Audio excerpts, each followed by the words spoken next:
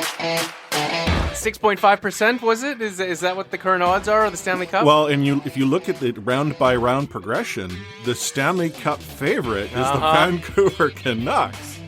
Like, what a time to be alive! Talking you through every goalie controversy, scoring slump, and draft lottery bust, this is the C4 Podcast on CanucksHockeyBlog.com. Here they are, the best starting lineup we could afford under the salary cap. Chris, Matt, Anna, and Adam. Welcome to another episode of the C4 Canucks Hockey Podcast, brought to you by Full Press Coverage Network and CanucksHockeyBlog.com. I am Chris at Lightforce, joined virtually, as always, by Anna Forsyth at A4Size03, and making an appearance for his once-a-month show, Matt Lee at MattLee_61, still unfit to podcast, Adam Ovanel Carter at AdamFOC. First, I'm going to start with Matt. How was Banff? I saw pictures. It looked nice. Banff was great. Thanks for asking. Obviously, it would have been a lot better without the COVID. You know, you don't get as much access to hot springs and pools and stuff like that because those are hot spots for COVID, I guess, in 2020. But yeah, I got to take in a lot of the scenery, did a hike. Me and Mrs. Producer did a canoe on Lake Louise, which is really cool. Got to check out Moraine Lake, all the touristy stuff. You know what? The unheralded highlight of my trip, I saw one guy who was wearing a Canucks face mask. So that was pretty cool too. Oh, really? On the Alberta side of the border? Oh, it was smack down in Banff. I mean, he was probably from Vancouver. I mean, there's a lot of us that are probably visiting Banff this time of year. But yeah, that was pretty cool. It's cool to be a Canuck fan again. Was it upside down or the right way up? Like, was it he was not wearing his rally mask. It was just normal mask. Okay. Rally masks are going to be a thing now, right? Like, they'll have to be. I honestly forgot about it until just now, but I'm surprised it's not more of a thing. Like, you know, humans are coming up with all kinds of things, like the TikTok, which I don't even know anything about. I'm surprised it's not already a thing. Oh my god, he sounds so old. The next host of the C4 TikTok account, Matt Lee. Yeah, please go ahead, because I was going to say I don't understand TikTok, but at least I don't call it the TikTok. Speaking of players, however, wearing rally masks, Jacob Markstrom, we're going to get into whether or not he's going to be a Vancouver Canuck for the third episode in a row. But now, like, you know, this episode is so darn close to the first round of the NHL Entry Draft. In fact, we're recording just under 21 hours before the first pick gets made, and there's absolutely no clarity on the Vancouver Canucks front as to what's happening with free agency deals and cap and all that. Just we're going to, get Matt's opinion on the matter. Apparently, there's an NHL Entry Draft taking place. Did you know it was going to be in Vancouver this year?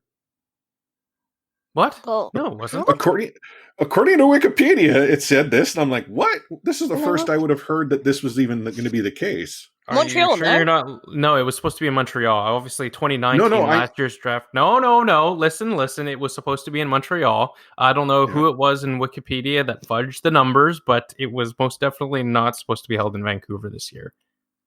Well, no, and that's why it caught me off guard. I'm like reading this, I'm like, no way. There's no bloody way I would have missed this, which is why I asked you. It's again. Well, I did. I Googled it earlier because I was pretty sure it was starting at 4 Pacific, but I wanted to be 100%, and it just said NHL draft postponed, and I was like, wait, what? And then I realized it just meant the in-person element.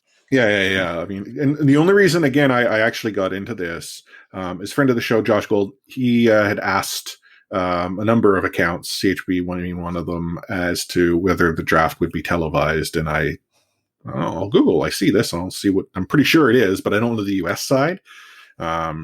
And so having found that, I'm like, okay, this is weird. And I thought I'd bring it up to the two of you because you're far smarter than I am and you pay much closer attention to the world, especially as it relates to hockey. But yeah, there's all sorts of stuff going on in the NHL, so we're going to talk about that. Matt, you got your hand up, which is great. I got my hand up. Yes, I know. Great for TV, or great for radio, by the way. Just want to point out, you're wearing glasses. Anna's wearing glasses. I am not wearing glasses, and I feel slightly left out for not wearing glasses at the moment. When did you get glasses? You're not fun enough. I've always had glasses. I've had glasses, but you never wear them during the shows. Well, no. So I wear glasses for my astigmatism, and generally it becomes bothersome if I'm on a computer all day long, low light. Like, so this time of year, you're going to find I'll wear glasses more often. The reason why you probably have not seen me wear them all that often is that when we would record in person, why would I need to? I wasn't staring at you through a computer screen with a camera in front of my face. You know, they say wearing glasses makes you look 5% smarter than you actually are. So I probably need about 20 pairs of glasses to look at least somewhat knowledgeable on this podcast. Oh, man. So glad you're back here, Matt. And before we actually dive into Rewind, I just want to point out, Anna and I have received some solid commentary on the quality of the past few episodes where you have not been here. So there is a bar that you're going to have to either meet or beat. So I hope you brought your A game. Oh, I got some breaking news right now. Literally just came in. All right. And it's not going to wait. The Edmonton Oilers have issued a tweet informing us that Connor McDavid underwent medical testing, which revealed a positive result for COVID-19. Since that time, he has been in voluntary self-quarantine at his home. He will continue to be monitored and will follow all associated health protocols. He's feeling well and experiencing mild symptoms. Obviously, the first and biggest take here is that you're hoping for the best for Connor McDavid's health. Let's point out, how long has Connor been outside of the bubble? A long time, because Oilers went home real early. And I would be utterly shocked if right now he is the only NHL player to be positive as opposed to test positive, simply based on the celebration that I have seen that Stanley Cup go through since the Tampa Bay Lightning won it. I mean, he's from Ontario, correct? Well, is that where would he be back there? Just outside of Toronto, correct. Yeah, so they're not doing too hot. I don't know if that's where he's based just now, but I mean, it's concerning from a personal level. Like, and I mean that as a person to person thing. Like, I obviously would not wish for anyone to get COVID-19.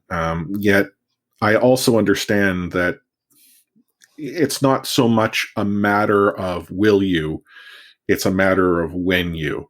Short of there being a vaccine where we can develop then immunity through that. And again, this is a Canucks podcast giving you medical advice, so y'all can obviously trust it. Well, as I always suspected that I have something in common with Connor McDavid, I did have a COVID scare this weekend. Ooh. So I did spend the whole weekend in my room. And then because someone I work closely with, one of her close contacts became tested positive. So while we waited for her to get tested, stuck there for the weekend. But it's like one of those things, you know, how everyone said, oh, this pandemic's going to give me a chance to do a ton and work on myself. You did a ton? I really didn't. Like, I thought I might be there for a while. So I read some. I listened to some podcasts. I listened to some cricket.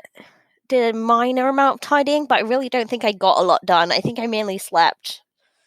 So, wasted my isolation. I hope Connor uses this time wisely. All right, that's enough Connor McDavid. I can't believe it's been 8 whole minutes. I know.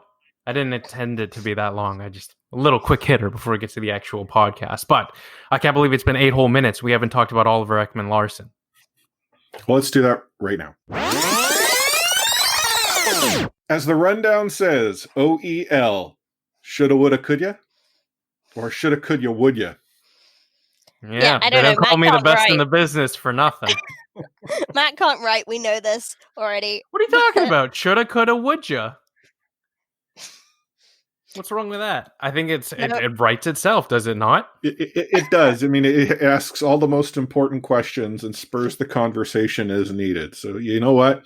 How much more efficient could you have been, Matt? I don't think it was possible. And let me kick off the conversation by asking you, Oliver Ekman-Larsson, Anna, shoulda, coulda, or would ya? She's interpreting it the wrong way right now. I want you to interpret it the right way, Anna. No. I'm not going down like any kind of. It's just a funny expression. I'm not going down any kind of wrong road. I mean, Hi, Anna's mom. I know. It's all right. My mom follows me on Twitter. She already is. If she's disappointed in me, it's already that ship has sailed. Anyways, Oliver Ekman-Larsson. The answer is I don't know. It does seem like Arizona are going to have to move on something, and they really don't want to. But Oliver Ekman-Larsson isn't going to add another team to his list, and Canucks don't want to give up what Arizona are asking because, geez, that contract is oppressive. Well, I think I sort of shared it in Gate 16 and C4 Discord. First and foremost, it's kind of surprising that the Vancouver Canucks are in the OEL sweepstakes. Like, I get that Oliver has said, I'll go to Vancouver as well as Boston, like his sort of teams that he's saying he's willing to go to. And I don't fault the player for choosing, where he's going to go. But, like, I don't see how Vancouver gets into this unless they can somehow take the Coyotes to the cleaners, right? Like, if Jim's going to fleece Arizona, okay, then I have no problem with that. There's the contract scares me. I have Louis Eriksson PTSD here. Mm-hmm. I know Matt really wants to talk, so I'll save my point until after Matt has gone. Well, I was just going to say, like, Chris, you mentioned sort of off the top of your point is that you were surprised the Canucks were interested. Let's be honest. The Canucks probably are interested because Oliver Ekman-Larssons aren't always available. If you remove the contract and like totally dismiss that for just a half second, it's a player who's smack dab in the middle of his prime, the age of 29, arguably has at least maybe 3 good years left at top level production. Those kind of players don't always come around so readily available. And the circumstances with which an Oliver Ekman-Larsson has become available also don't happen to land in your lap every so often either, because this is a guy who has a full no movement clause. He is literally trying to hamstring the Arizona Coyotes into choosing his trade destination. He's named 2 teams. We've received word that he's not willing to move on past from just those 2 teams. So there is an opportunity from a buyer's perspective for the Canucks to get Oliver Ekman-Larsson on the cheap.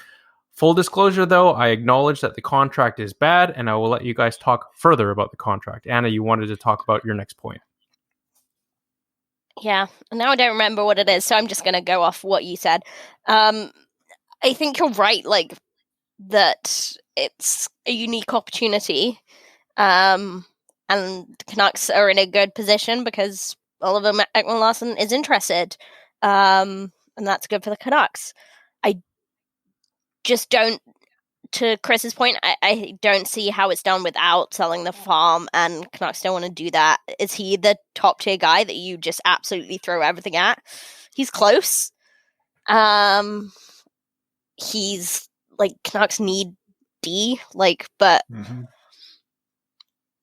if you take on that contract, what are you going to have to give up, and will that end up being worth it? And I mean that from a current team perspective and prospects that they might, because I mean, we've had Arizona want put Coles in and Canucks said no. Which apparently they wanted Demko. I mean, I have no problem with Arizona. Arizona can ask for all they want for OEL, but they're not negotiating from any position of strength. And again, it's the Louis Eriksson PTSD and the magic of Jim Benning that has me, Yeah, and it's just like, he's your captain. What is this contract, a year old? I mean, it seems like he doesn't fit in with their plans. He doesn't fit in with their coaching staff, but I know pot kettle black because of the Louis Eriksson contract, but Arizona, you like dug yourself into this hole. Well, so thinking back to sort of some of the points that we've raised, Anna, is that we said the blue line lacks depth. The Vancouver Canucks need some blue line strength, and we had sort of tossed around ideas of what they might be able to afford. Can they afford OEL? No, they can't in the current state. So this is where the conversation has been, well, they're going to take a contract off the Canucks. So this might be where Eriksson goes, or maybe Sutter, or maybe Berchi. Now, if you were to think Berchi would have to be the more desirable of those three, I would maybe Sutter, but Eriksson can't be desirable. I mean, you know what you're getting is a bad contract. And even then, I kind of want the Coyotes to keep some of that. Like, we were talking about what they would have to go and keep on their cap to make this at all palatable, because if the Vancouver Canucks go and make this deal, and they don't, even if they just get a bad contract off the books, arguably that's a wash when it comes to contracts. Yes, it's probably an upgrade, both on the blue line and with the player like OEL, to Matt's point. But the Vancouver Canucks are then taking on significant risk that things will turn out well. And that's where the concern is, because if you tie up that much money for that long, when you have a PD contract due, a Hughes contract due, like maybe a Besser contract due, right? Like, I don't know how it works well for Vancouver. And if it works out badly, you have a 30-plus defenseman on an onerous contract that you're trying to get rid of. Mm-hmm. So, for those who are sort of playing catch-up here, Oliver Ekman-Larsson, I believe, is it 6 more years or is it 7 more years? Can someone clarify on it? He has 7 more years left. He's 29 years old right now, so that takes him right up to his age 36 season. I mean, we have broached this a little bit, but at what point does the Arizona Coyotes potentially retaining some of his salary mean more to you than the Canucks being able to offload some of the bad contracts? Well, I'm going to use the Lou Eriksson comparable here. If Eriksson goes for OEL, I mean, arguably the Vancouver Canucks are seeing an increase in the cap hit. So the room that you were going to go and use to pay for a Markstrom, a Toffoli, a Tanev, a Stetcher, or whomever, a PD down the road, a Hughes down the road, you've spent that. That's gone. So that's where, for me, the either has to be another contract. Like if it was Eriksson and Berchi, you know what? Okay, I could probably stomach that a little bit more. Or it's the retention of money. And that's where, in my mind, I don't have an issue where the Canucks need to add to that deal. It's not just an Eriksson for an OEL, obviously. But the contract needs to make sense. And if OEL doesn't come in to the Canucks at least at a $6 million cap hit, I have concern. I'd love it even lower than that, but and $6 million would be about 25%. I mean, I agree with you. I think $6 million is a fair value for Oliver Ekman-Larsson. I just think it is probably a little too ambitious to expect the Arizona Coyotes to, let's say, take on either a Louis Eriksson or a Brandon Sutter, plus retaining, $2.25 million over the lifespan of Oliver Ekman's contract. Well, and in fairness, the Coyotes are not in a advantageous space when it comes to the cap themselves. I mean, right now, I want to say, memory serves me correct, they had like just under $3 million in room, which would require them to figure out what's going up in the front, the forwards. So they got Hall's a UFA, and he's probably going elsewhere. Richardson, Soder were both also UFAs. And then you have the possibility of Hossa being on LTIR for quite some time. So there's maybe another $5 million there. But I don't think the Coyotes are in a position where they want to take bad contracts on. They want players. What are you talking about? Take a contract. They're going to get to the cap floor. They signed defenseman Kyle I'm talking Capo Bianco and let me check. It's the ceiling. The Coyotes are close to the ceiling. It's not the floor that's the problem here. This is what's, I think, shocking to most people. The Coyotes are near the ceiling right now. That's what I think they're trying to do, is they're essentially looking to cut costs. They're trying to get back down to their comfort zone, which is like the floor. And they get there by getting a retired NHL player who's still on the books, working for the NHL and getting their jersey retired to do so. Yeah, I mean, that's a nonsense, as we know. But yeah, as you say, Arizona are in a tight spot. They're trying to reinvent their whole organization after essentially spending a couple seasons getting catfished. I don't think they have catfish in the desert, but there we go. So And it seems like Boston aren't going to go beyond a certain point either. And I trust Boston's front office more than I trust the Canucks in terms of standing firm. But yeah, like they're going to have to move something. And I just don't see Canucks getting to the level that Arizona want. Well, and okay. My hope is that Jim understands that if he doesn't get OEL, he doesn't lose. Yes. Yeah, because absolutely yes. 100%.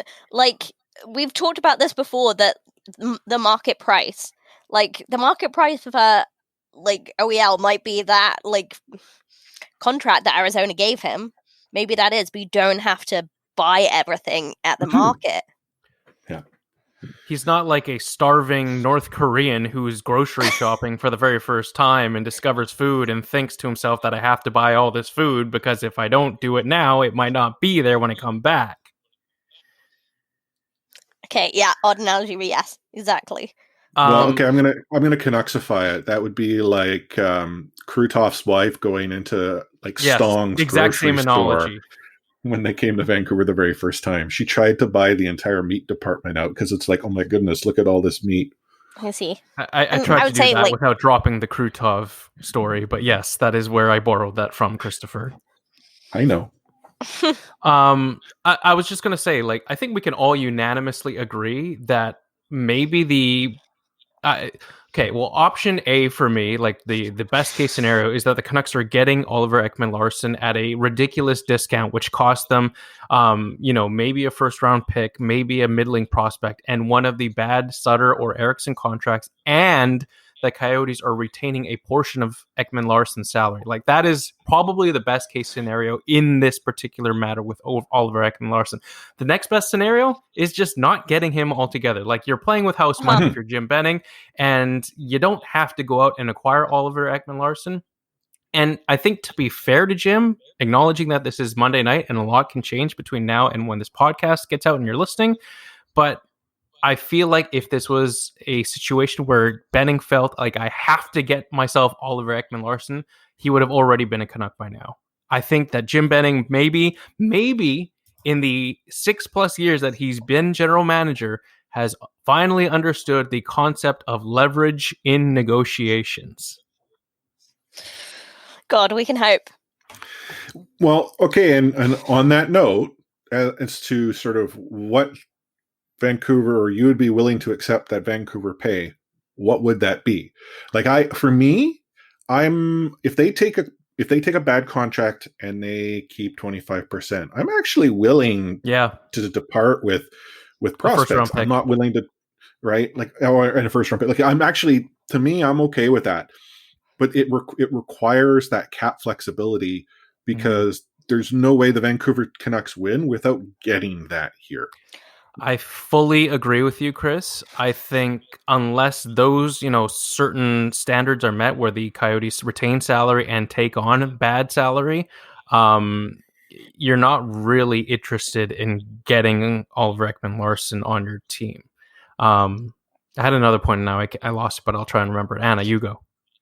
Yeah, I was just going to say that I think it's less about what prospects we're giving up. There's definitely some that we'd rather give up than others, but like I'd definitely be more willing to play ball if we ship a bad contract and they retain some. Obviously giving away a first round pick isn't ideal, and I don't think Canucks will give away the next year's first round pick, but 2022 we've already seen those change hands yesterday, I believe. So sure, like definitely more willing to talk about that. And don't get me wrong here. I think the first round pick in some way, shape, or form has to be on the table if you're the Arizona Coyotes. This is a team that has already lost their first round pick. I believe they've lost a second round pick as well with the whole George Chaika thing. A John Chaika thing. They have to get a first round pick back in this particular instance. And to your point, Anna, while you're the Vancouver Canucks and you wouldn't enjoy the idea of giving up a second consecutive first round pick, if, again, those standards are met where the Coyotes are retaining salary and taking on bad salary, this is a gamble that you're probably more willing to take than last year when the Canucks were giving up a first-round pick for JT Miller. Yeah. And I was going to say, for those keeping score at home, neither the Bruins nor the Canucks have a first-round pick this year. No. So it would have to be 2021, and conveniently Arizona does not have a 2021. Yeah, and just to underline what Matt said, yes, they, like Arizona, like the Canucks, have in some way, shape, or form given their first round pick to New Jersey. It's one of their 3 in the first round, and yes, they've forfeited the 49th pick. So now we are recording Monday night. Crazy stuff could happen between now and this episode going live. Apparently, Elliot Friedman is mentioning that both Vancouver and Boston have given their sort of take it or leave it offer to the Coyotes. Good for Jim being firm. I completely get where the Coyotes are coming from. I love jet black, sassy Jim. He must have dyed his hair already. That's where he gets his strength from. Why can't he be like me and simply embracing the natural evolution of one's hair color? Baby steps. At what point do the Coyotes accept that this is not, like, they're wanting to make these moves out of, I would imagine, cap considerations. Like, at what point do they have to accept that they're in a tough spot? And unfortunately for them, OEL's contract is not making it any easier the longer things go on. Like, yeah, maybe he at some point in time may wish to increase the number of teams. But he's the driver in this car, and at least in this scenario, he gave them 2 reasonable teams, both wanting to deal, as opposed to like the Vancouver Canucks scenario with Ryan Kessler, where he gave them 2 teams, one of which did not want to deal. Yeah, and just to underline that, it is not Oliver Ekman-Larsson's fault that he signed that contract. That is the contract given to him, and he signed it, and that's the cost of doing business. Like, Canucks gave up draft picks to sign a game-changing player in JT Miller. We've got Louis, and we've got that contract to deal with. It's bad, but we know that that's bad. So we know we're in a position of weakness with anything we want to get him off the books. So Arizona just going to have to live with that, I think. And just on the note on the clause, it survives the deal now. Used to be the player, like a team could go and say, well, we're not going to go and honor that now that it's been lifted because we didn't negotiate it. The player still retains the NMC on their deal. Mm-hmm. So the power still remains with them. I have no issue with that, because if a team wishes to give it to you and you negotiate for it, that deal is a done deal. It's now between the teams that want you to understand that that's part and parcel of the contract that they're getting. Yep. Before we wrap up the Oliver Ekman-Larsson segment here, maybe should we go do a quick roundtable on what you think is a fair and reasonable offer? That way we can look back at this deal a week from now and say, wow, you overpaid or you underpaid. Or no one paid anything? Yeah. Well, thank God we didn't pay that. So for me, like, I'm a little hesitant to give next year's first round pick. But I'm not going to suggest I'm completely out of the spectrum, simply because if I am a glass half full person, that pick is not going to be a good pick. So really, why would I be too tied up about an early second round pick? You know why? Because it would probably be 32nd overall. Well, that's Canuck luck, though. Mm-hmm. That's again, this is the PTSD of me as a longtime Canucks fan. So stop triggering me here, Matt. I think where I'm more comfortable is with younger players. No. 32nd, because Seattle is picking next year. And there will be anyhow. You know what I'm saying. You knew the joke. Fine. That's the joke. Now I'm triggered. Okay, who would I be willing to part with? I mean, I've already expressed that if Jake Virtanen makes magic happen, I'm willing to part with a Jake Virtanen. I am willingish enough to also part with a Hoglander, which I know is gonna trigger Matt. Yeah, But I don't that, want to part with either, but that's the thing. him Like, or so when we Golden start to Pass. get into like a Hoglander, like I'm also considering what I've already asked for the Coyotes to do is I want them to take a bad contract and I want them to Yep. retain. So I get that that's going to carry with it some added cost, but again, that's sort of where the trade starts to come into play. For those who Jack didn't Rathbone? see, for those who didn't see the video, when you mentioned Hoglander, like I did like a spit take, essentially Uh-huh. looked at you and gave you the stink eye. And then picked your jaw up off the floor. So I will counter your thought. Sorry, I cut you off there, Anna, but I'll let you go. I'll counter that by saying like Podkolzin, Hoglander, and Rathbone are the three prospects I would not be willing to deal in any Oliver Ekman-Larsson trade. Everyone else you could probably talk me into. Okay, but which other prospects have value? Woo, Cole Lind, Woo. Brogan I feel Rafferty. like Cole Lind gets chucked in All- these a lot, and don't get me wrong, he's improved massively in the last year or so, but I really don't think it's gonna do it.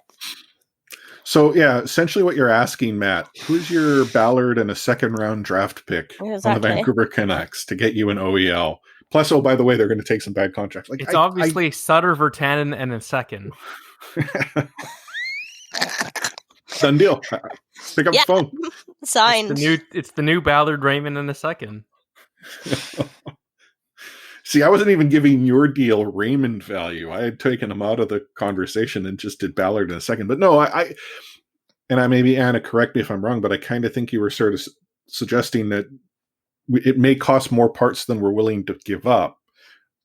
And our concern is just as long as like the parts we give up aren't crucial for the future. I mean, yeah, honestly, I don't think you get it done without giving up one of those three prospects. Mm-hmm. Especially not on the retaining salary, taking on a contract, which is probably the only way the Canucks can afford him, is to do both of those things. So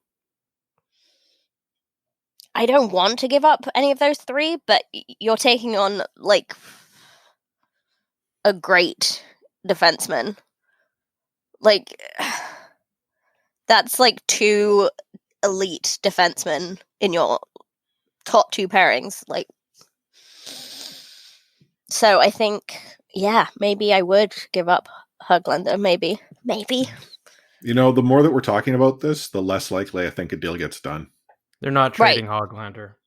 Well, no. Then, I mean, yeah, I kind of agree with you, but I also don't think Arizona will do it without a decent prospect coming back. Yeah, because like what you're saying, Matt, I actually would prefer, but then I'm thinking, no, I don't think that's enough. No. And I don't know if Arizona is in a like, we don't know what's going on in the office there. Where are they truly just trying to jettison contracts? Is the mandate do it or else? Like, is this on the movie Draft Day when Kevin Costner's been told by the owner, make a splash? I mean, it's the exact opposite of that. It's we don't want you to make a splash. We want you to make the reverse splash. We want you to undo the splash. Actually, okay, no, but that's the problem, right? Like, if there is none of that pressure, then I think Armstrong simply goes and says, you know what? I'm not getting what I want. Yeah, I kind of wanted to explore this. I did. Let's move on. I think that's the possibility. I think at this point, the Coyotes are kind of entering that abyss sort of stage of their competitive window right now, where they're either going to be a middling, and it's not. I mean, it's a mode that has been made famous by the Minnesota Wild for years now. I think the Coyotes are in a stage where they pushed hard to go all in when they acquired Taylor Hall and they acquired Phil Kessel, and they they stuck their guns with Antti Ranta and stuff like that, and they made the postseason. However, it obviously didn't pan out. I think it was a realization that they're a lot further away from being a cup contender than they actually are, and they spent up to the cap in doing so. And so I think the mandate is that the Coyotes ownership wants them to take a bit of a step back, and that includes seeing what they can get in a trade for one of their preeminent players, which is Oliver Ekman-Larsson. I don't think that there's necessarily a burning, huge, pressing desire to trade Ekman-Larsson, like you said, Chris, but I do think that they at least want to explore what they can get on the market for them. But in having done so, and in such an open and public way that they have, you got to wonder if the damage has already been done with Ekman-Larsson, that there is no turning back, that there is a Roberto Luongo-esque type of ramification that has been done on that relationship. Well, I mean, consider the size of the market.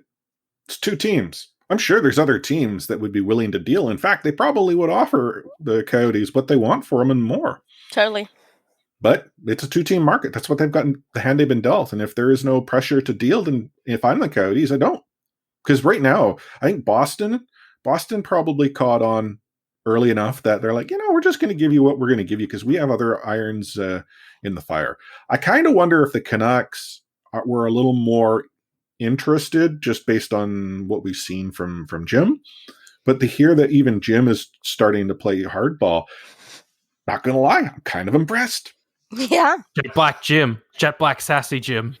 Yeah, like if this is Jim playing hardball, like I kid you not, if Jim makes this deal and he takes the Coyotes to the shed and has his way, like trade spare parts for Ryan Kessler. Like let's be honest, like we haven't talked about.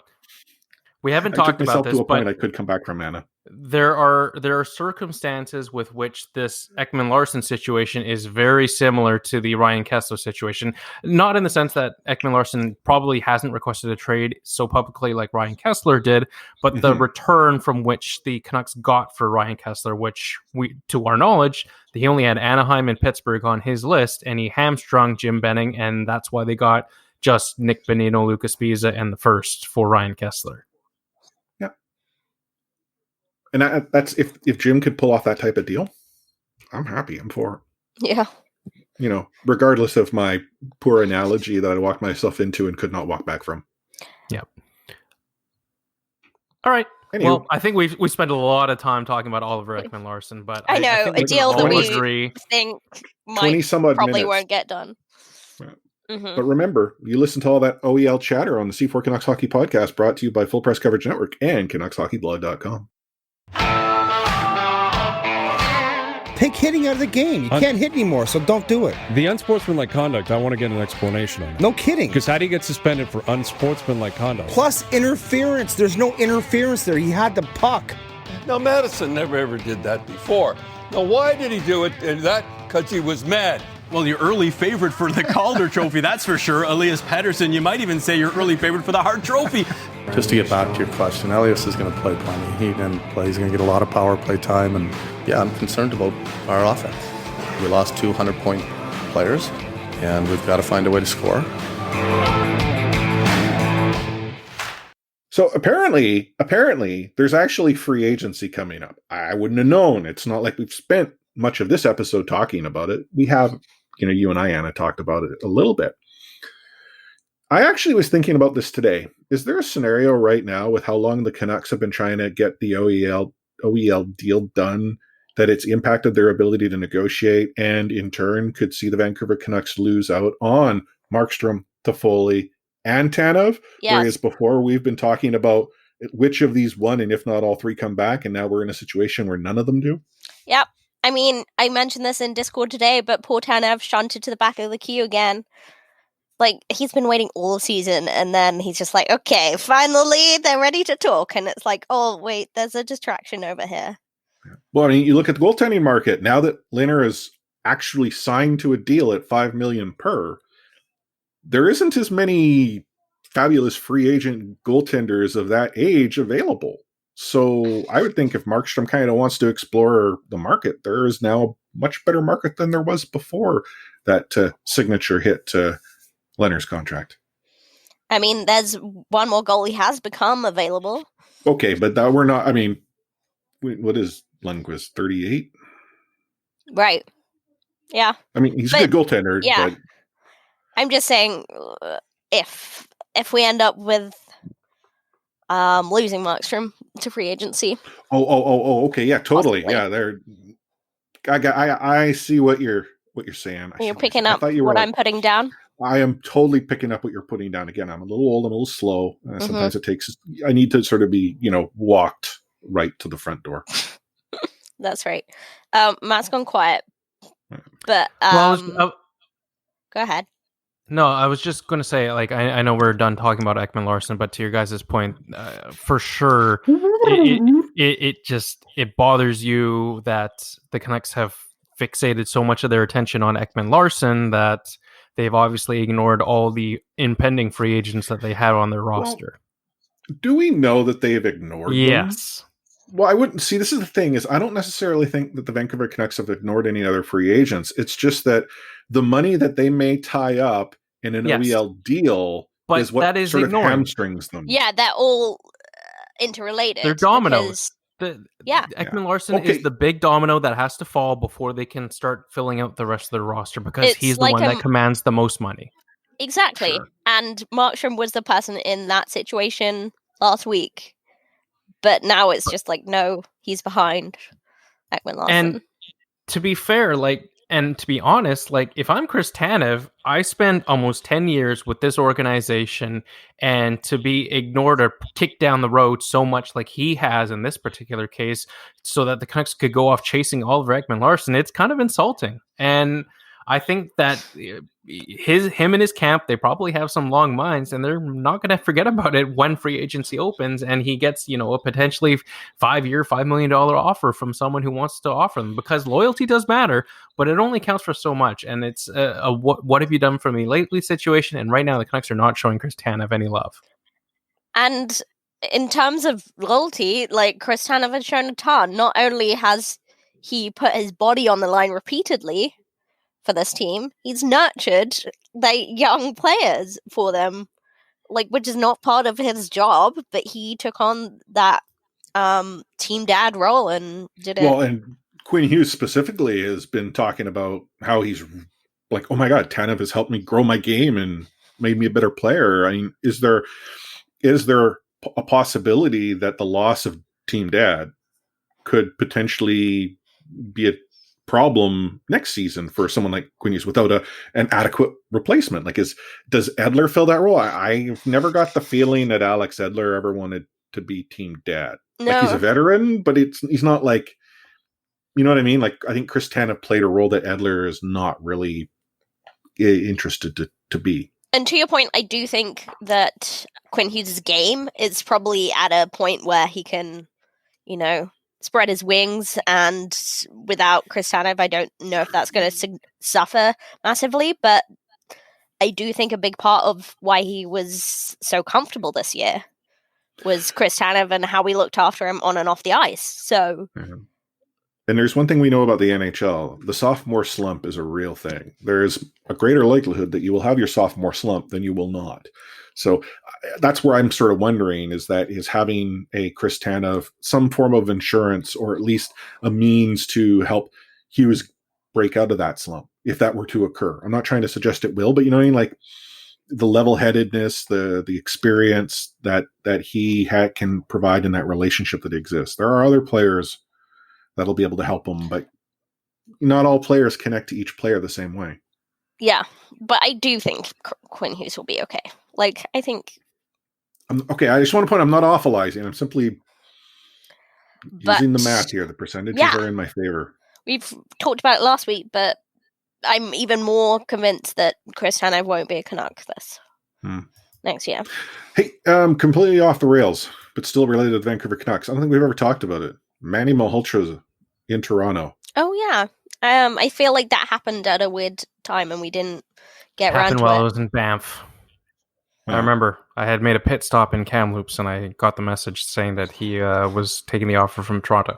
I think I said it in Discord. It's a low-key, very big loss for the Vancouver Canucks. Yeah, agreed. Apparently Toronto tried to get him last year or this past season. Well, you know what? They can't have him until now. Well, they do now they can. Yeah, I think he wants to be behind the bench. I understand from his point of view what he's doing, but I think way beyond what I don't think he even had a title when he first came in. I think he was a consultant that the Canucks brought in to help with face-offs. And not only have the Canucks dominated the face-off circle, I saw some crazy statistics about during the playoffs how Pedersen and Horvat were winning just a crazy amount of face-offs. but just the amount of video work he does, the amount of mentoring he does, yeah. So the question I have to ask is, would there have been a scenario where you would have been okay for the Vancouver Canucks to say, Newell, thanks for coming back the second time, but we've moved on, and Manny, because that's the only solution that would have kept him in Vancouver. Newell goes, Manny takes over. I don't think so. I think that Newell Brown, as much as you dread the drop pass on the power play, he did make his mark on special teams, and he did help the Canucks take their special teams to a level that they weren't at in previous seasons. I get the urge that you would want to promote Manny just so you don't lose Manny, but at the same time, if you're a supportive organization, you're letting the guy go out and spread his wings somewhere else. And you know what? Maybe there's a scenario where Malhotra can come back. Yeah, and that's the thing. It's like, I'm not suggesting that Vancouver doesn't let Manny go. Like, if the Toronto Maple Leafs view that, and again, the coach has a lot of say in this decision, as being able to get his start being an AC in Toronto. In fact, Paul McLean is the other AC, I think. Am I right there? Chris's doppelganger? So. Yeah. Oh, totally, with my mustache. I was actually the guy sitting behind him, totally. Probably the glass. It's more of a curiosity. Like, I'm not suggesting like get rid of Newell. You already saw that, Bomber's on the bench. That's a young coach, not as sort of young, quote unquote, in regards to experience as Manny happens to be. But there's part of me that wonders, is Manny's loss going to hit the Vancouver Canucks in ways that could have been mitigated had he stayed? And the only thing that I know of that the Vancouver Canucks can say, this is what Newell has done for us, is special teams, the power play. And that's not trying to discount anything else. I just don't know. It's just the one thing, that the moment he comes back, all of a sudden the power play is being able to generate offense that it wasn't before.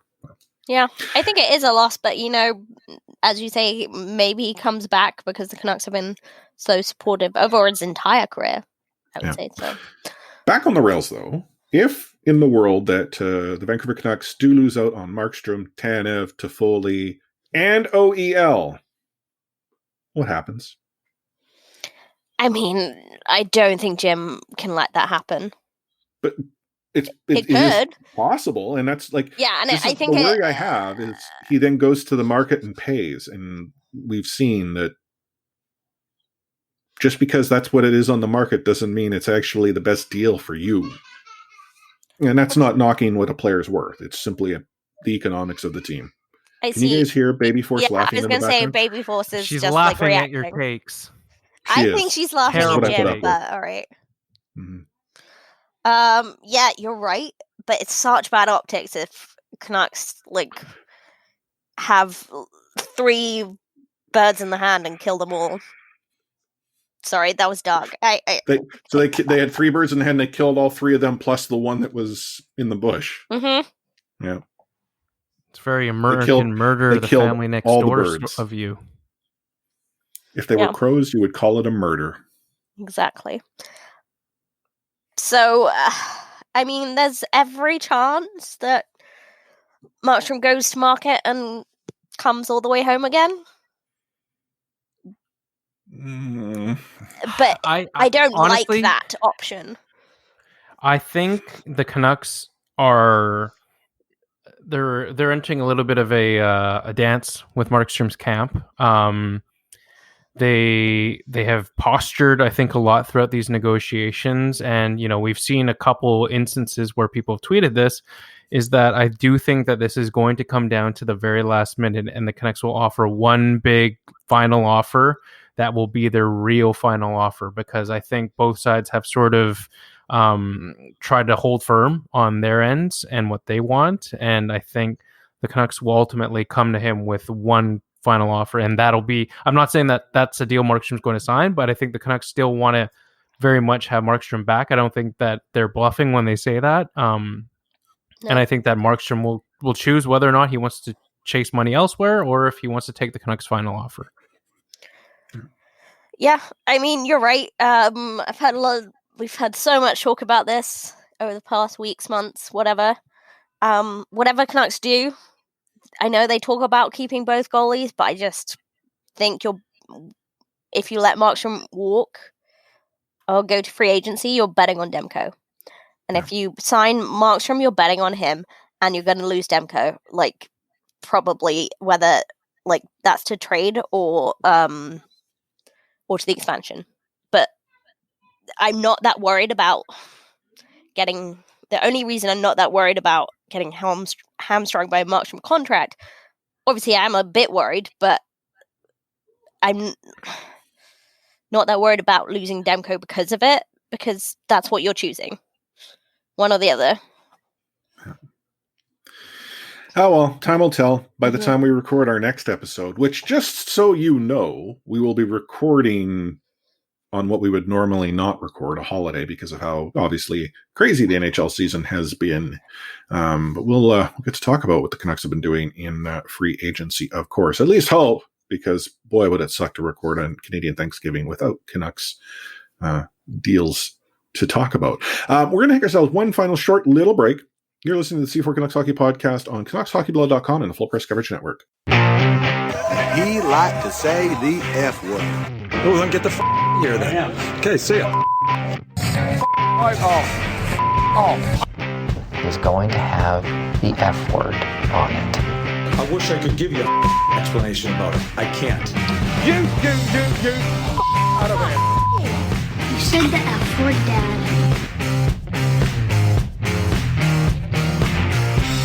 You called me the F word. Speaking of F word, who the F's going to watch the first round if you're a Vancouver Canucks fan? I'm still going to watch it. I'm still going to watch it. So this is the struggle I have. Like, one of the things that I think the entire, like, the event sort of gives is the ability to interview the players, and they're like, there's going to be a lot of conversation. It's going to be weird. Gary getting up on the stage. I'm kind of curious about it. Apparently, they just everyone who they expected to go to the first round just got shipped hats. Watch. They're going to be like one or two players who have no hat. I know. Or they can't find the hat. They have to sort through all the hats. And they can't find the right one. Yeah. So and so drafted by the Ottawa Senators and throws on a Philadelphia Flyers hat. Yeah. Do you guys know if the Canucks sent Alexi Lafreniere a Canucks hat? I'm not sure. The odds we get him in the third round, or it's like did they send? They also sent him a 2011 Stanley Cup champions shirt as well. It was a throw. A bunch of those lying around. So yeah, enough for his entire family. So one, no, to answer your question, Matt, but two, there's a struggle that I have, and I'm going to turn it on. As much as I might go and say I won't, I will. I just don't know how invested I'm going to be in watching it. Like, there's something about the show when the team gets up, butchers the player's name or where he comes from, and then the interviews, and then some of the players who have like totally all that confidence start comparing themselves. Well, I'm better than Wayne Gretzky and what have you. That's just going to be missing. If Gary comes up and says, "Hey, here's something. I have something you might want to hear," and there's no booing like that. That takes away from the experience. And I know it's not about me; it's about the kids. But friends of the show, broadcast mentioned that it would have been fun if they, the DJ at the final had inserted booing into when Batman came on. That would have been. Okay. I agree. That would have been good. Play the game. He enjoys it. No, and that was going to be my point. Gary has embraced what we in the gaming world would call the meta. He knows that the role he plays and with the relationship to the fans, he eats that up. In fact, I think to him, that adds to the energy of the league. And he's right. Like, when he can go up and he's booed and he's like, well, I think you're going to want to hear this. And suddenly he knows by saying those words, people will suddenly cheer because, oh my goodness, there's craziness about to happen. He is telling a story, and you're right. If the DJ could have gone and played some of the booing, I think it would have just added to the allure. Anyhow, missed opportunity. Yeah, and my second point would be, how many times do you think we'll hear, "Oh, you're muted"? No, yeah. Imagine. That would be bad. I hope that doesn't happen. Which GM is going to be talking to the camera, not the microphone? Oh, yeah. I think several. Yeah. And if we think of just pure odds, Dorian, he's got 3 chances in the first round to make that mistake. Mm-hmm. In fact, he's got 2 in the first 5. So Yeah, but so do New Jersey. So I got a question for you guys on the topic of Ottawa having 2 first-round picks in the top 5. Do you think that they're going to go off the board at all in one of those top 5 picks, like taking Askarov or anything like that? No, they're going to BFA it. In fact, I think there's greater odds that they would move one than go off the board. Yeah, because let's be honest, there's just like no consensus this year beyond Lafreniere, and even friend of the show, Cam Robinson, continues to stand firm on his Byfield pick, so good for him. But yeah, there's so much variation in that 3 to 11 spot, so they're just gonna pick who they have at 3 and 5, I think. Yeah. But yeah, to answer your question, I think it's possible in the top. Yeah, like I think a lot of teams need goalies, but yeah, like I think Askarov could potentially go top 6. I think one of these teams is going to jump up and try and get the best goalie in the draft. Like Askarov is one of the best goalie prospects to be available in the NHL draft for a very, very long time. So I think that's the big wild card that you're looking at in the first top end of the draft. Yeah, and not just that, like there isn't a goalie prospect close. So, okay, maybe if I sort of walk back a bit, when you say off the board, you're not talking about like BFA, you're actually saying player for need. Like best player for need. I think in this particular case, it's the meeting a player need and identifying the player as the best player available. And I think that there is going to be a team that has Yaroslav Askarov in their top. Detroit. Like, they need a goalie, like, bad. So, and they're paying 4, so who knows? Yeah, and that's, so Anna, like, to your point, where it's like they're going to go with who they have slotted in to that number. That's where I sort of am aligned with. Like I personally, when I say BFA, I'm not talking about, I'm picking 5th, and I mean, bad example, Lafreniere is available, so I'm just going to take him, even though my need is, a goaltender. No, I feel that teams are going to go and pick the player that they've identified as being the one that best suits the need that they have, save for a Lafreniere somehow not going first overall. Or like if Byfield's still available, like it's the very small group of players where, as you start to get down, that's where we start to see, like, off the board is the Vancouver Canucks drafting this kid named Pettersson. I hear he's good. Yeah, man. When I was at the Shark Club, I was watching that draft at. Were we not together or? No, I'm trying to. Because there was one that we were at, and like I remember when the Vancouver Canucks made the announcement, people are booing because they didn't. Was it the best? No, who was it? Yeah, no, that was a different PD one. So I was at like the one we were together for. We weren't actually together for the Canucks pick. I came and met you after, and that was Ulevy. Yeah, Ulevy. So no, this was the PD one. Was there were people like, what? Yeah. Anyhow. I hear you. That was a great day. Great day. Great day. Oh, remember I know how where we I was almost for the got PD Cody one. Glass? Sports bar. That's where I was for the PD draft. Remember how we almost got Cody Glass? That's what everyone wanted. Everyone in the sports bar would have cheered if it was Cody Glass. I didn't know they had the sports bar at that time, but all right. It just opened up. I see. Do you guys ever go to that YouTube video that shows the compilation of people who criticized the Pettersson pick in 2017? And it's like a bunch of no-name bloggers in their parents' basement. I don't know who those people are. And they're just like, who is this guy? Why do we always pick these Swedish players? Yeah, maybe like search like for that time period and the phrase soaking wet. Just like the amount of people like commenting on his weight was ridiculous. That's a small body, gentlemen. Mm-hmm. So speaking of the Vancouver Canucks in draft, though, they don't right now have anything to do until the 3rd round. Yeah. Do you see them moving up? Like, I mean, let me qualify that. For the right deal, anyone might move. But I don't think the Canucks are in a position where they can make the right deal to move up. Yeah, and I'll say this.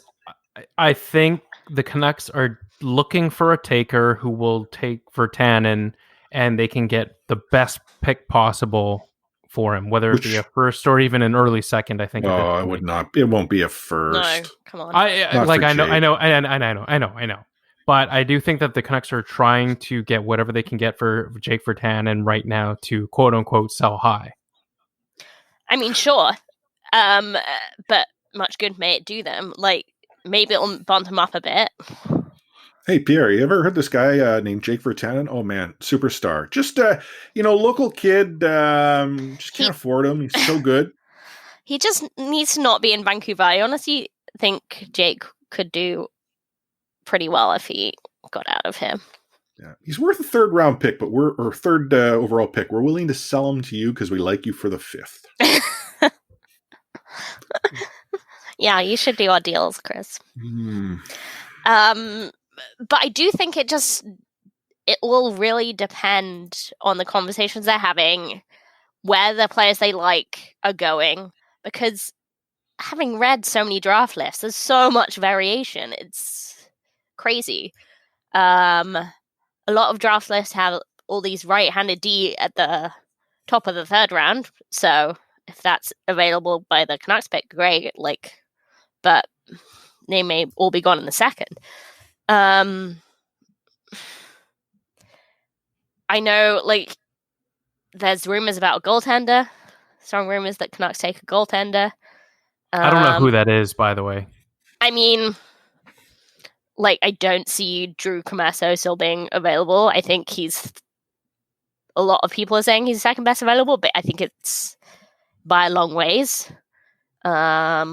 So, yeah. But, if anyone pays attention to random European or unknown diamond in the rough finds, it's Ian Clark. So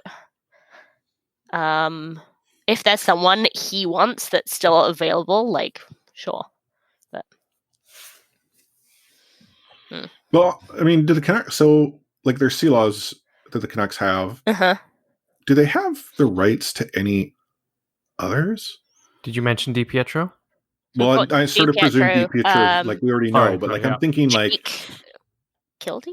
Well, Jake Keeley, yeah, no, but I'm sort of thinking any other prospects that haven't. Yeah, I don't think so. So it wouldn't be far-fetched to see the Vancouver Canucks take a late round goaltender, but you gotta have someone in Kalamazoo or wherever the hell You guys have made a perfectly good point about how the goalie prospect pipeline is not as deep as we think it is, but I cannot ignore the fact that the Canucks didn't take a single defenseman in last year's draft, and it is clearly the glaring weakness in the pipeline. I just cannot imagine or endorse the idea of why we wouldn't try at least to consider it. Is this all smokescreen? Why would you not want to take a defenseman that is clearly your biggest organizational need? Yeah, totally. I mean, there's this group of defensive prospects, and if they don't hit, which honestly there's a pretty high likelihood that they may not, and then the Canucks are screwed. Well, no. So, but to your point, Matt, you're right. The blue line there's the depth's just not there. I mean, there is, but there isn't. At least in goal, the Vancouver Canucks kind of have it. But if, let's say, Markstrom doesn't come back, that depth's gone. That is the fine line that the Vancouver Canucks live on. And in the world that they're playing in, are they able to answer both those needs this draft? I don't think so, but I feel more confident in getting at least one goaltender on a flyer in a later round than you're going to get and uncover that NHL defenseman in a later round. I mean, you're not wrong. The only thing I would say to that is if Markstrom walks, they're betting on Demko working out in 3 to 5, 2 to 4 years time. Well, I think if Markstrom walks, they're hoping he works out next year. I genuinely don't see them going for. No, right? You know what I mean, though. Yeah, Demko's not ready. So I just think if by the time Demko is good and you sign a 1B to push him, DiPietro, you would assume would be ready to back up by that point. So, I mean, I agree, like, it's much of a muchness. So I think either or would be seen as an organizational need. But yeah, if I had to choose, I would say defenseman, but they need both. Agreed. I mean, I totally and it's agree. a third round pick, so it's like the odds. It's already a flyer as it is. Exactly. Exactly. Well, no, and that's why, like, to me, you're much more likely to find a goaltender late than you are that defenseman late. I know they occur, but it's just I'm talking about a half a percentage point here. If it's Right. half a percentage point more, Game I'm the gonna take it. system. That's right. That's right. Oh man. All I know is next week we'll at least have a draft to talk about. There may or may not be free agents. There may or may not be an OEL trade. And all we know is we're going to be recording on Canadian Thanksgiving. So let's hope there's some things to be thankful for. And it wasn't not like a trading bad for Jim deal. OEL. I mean, that all went unsaid. I thought that was a good line to end the section, but fine, you guys screwed it up. It's okay. Well, I'm sorry. I try to pass you the hosting duties from time to time. Just saying. Take the reins. Pull them out of my hands because I don't know what I'm doing here half the time. But as we look to wrap this episode up, you've been listening to us on the Full Press Coverage Network and CanucksHockeyBlog.com. But you can also find us online on Twitter. We're at the C4 Podcast, Facebook.com/C4 Podcast. We actually have a YouTube channel now, has nothing on it, but we've got some irons in the fire. I was going to say fires in the iron. Fires in the iron. So if you happen to be a patron of our show, stay tuned. We're going to work something out for you. If you are interested in becoming a patron of our show, and one of the benefits is obviously a recognition in Discord, C4 Discord, which is discord.io/C4 Discord, or C4 Podcast, sorry. Get access to $5 and up to listening in, where we are back to recording off the rails. Anna and I have done the last couple of episodes. We may or may not bring Matt in. Otherwise, we'll just continue to make fun of him when he's not there, because that's what we do. Mm-hmm. We've got all sorts of other benefits, too. And then as far as what we're going to be doing over the course of the off-season, a few plans already in the works. We've got an episode lined up with some guests from another podcast, not a hockey podcast, but one that can talk about hockey and the Vancouver Canucks specifically, so you'll want to stay tuned to that episode. You'll see it come out later this month. We're trying to work out some connections with another podcast or two to cross-collaborate. If you happen to be following us on Twitter, you kind of already may be able to figure that bit out. And we also are going to be looking to get other people on as the sort of whatever off-season goes by. I mean, it might be just a few weeks, it might be a few months, it might be a year. We don't know. Yeah. But that's the world we live in right now. Final words of wisdom, though, Matt. I don't think this is a hyperbole when I say it, but I truly believe that this is one of the most important off seasons in franchise history. There's so much that is going to happen in this next week, and it's going to change the very face of this franchise, whether it be the draft, trade, or in free agency. Like, it is a legitimate perfect storm of activity that is going to impact this franchise for the next 5 to 7 years. That's deep. That's deeper than I kind of expected you to go. Now I'm concerned. You know something about the OEL deal and all the picks and players that Jim gave up to get him on board? Without you mean Sutter for Tannen in the second? Anna, can you Joke's going to be on you when that's the real return. Then you know what? Laugh all you want. Yeah, exactly. Anna? I will happily eat crow on that if that happens to be the return. Like, pop that in the microwave. I will... Hand me a fork. Yeah, I mean, I can't top that. I think Matt is right. We could be in a very different... Could be seeing a very different Canucks next week, and I don't mean because of our life-changing, organization-changing third-round pick that we've made. Yeah, if we lose all three of our free agents, fail to sign a blockbuster trade, which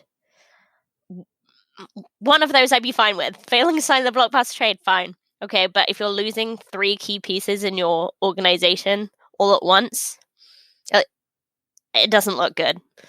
And Jim would need to do a lot of work to make that roster work without all 3 of them. So, wave goodbye to Oliver Ekman-Larsson. You put the phone down on Bill and just, get to work, Jim. So leave it to me to be the positive one here. No. While I don't believe I had ever entertained the idea that the Vancouver Canucks don't get at least one of the 3 free agents that we've been talking about the last few weeks, nor do I really did I consider OEL as being part of the picture. That sort of developed over time. If the Vancouver Canucks don't get one of those 3 or OEL and are simply the point they are where they would be, I don't necessarily think that's entirely bad. I just hope that GM Jim Benning doesn't become panicked GM Jim Benning, because that's when maybe worse things can happen. So Jim, be positive, drink the happy juice. Everything will be okay. Put down the phone. And one final thing. Anna, have you listened to Canucks Conversation yet? Yes, I listened this afternoon. I listened to about 6 hours of straight Canucks podcast this afternoon. The reason I asked this is that in their last episode... Oh, is this the mailbag? They were presented a question as to if they were trapped in a room with 2 hosts of the C4 podcast, which 2 would it be? Quadrelli took the easy way out and said Matt, because he couldn't choose between you or I, and he had completely forgotten about Adam. I don't think Quads knew Adam existed. Also, in fairness to Matt, Quads actually said, "Oh, but Matt's such a nice guy. He treats me so well." And I'm thinking, man, we must be talking about a different Matt Lee here. Yeah. Like, did he get confused with another Matt Lee? Sorry, I'm nice to the people I really respect. I see. There we go. But Faber said he would choose Chris and Anna, so myself and Anna, because at least he knows we'll show up. I have a... Sorry. I mean, he's not wrong. Yeah. I have a final thought on that to end it. Do you think that new listeners to our show that think that Adam is just an inside joke and doesn't really exist? That's a good question. That is a very good question. And maybe he doesn't. Like, there was to them, someone he doesn't. No, and the funny thing you mentioned, there was someone on Twitter that had commented about C4 without tagging us, and they were explaining C4 as being it's a show hosted by these 3 people. Oh, and this 4th person they talk about. So we have reached that point. Like a mythical creature at this point. We're part of C4 podcast lore as Adam. The 3 of us may change. There may be like 3 different people in our seats as C4 continues to evolve. But Adam will always be and remain unfit to podcast forevermore. Or he'll start showing up because the 3 of us aren't here. Anyhow. It's LTIR. Yeah. On behalf Marion of Hota. the Unfit to Podcast, Adam O'Neill Carter at AdamFOC, Matt Lee at MattLee_61, Anna Forsyth at A463, myself, Chris at Lightforce. Guess what, guys? We out.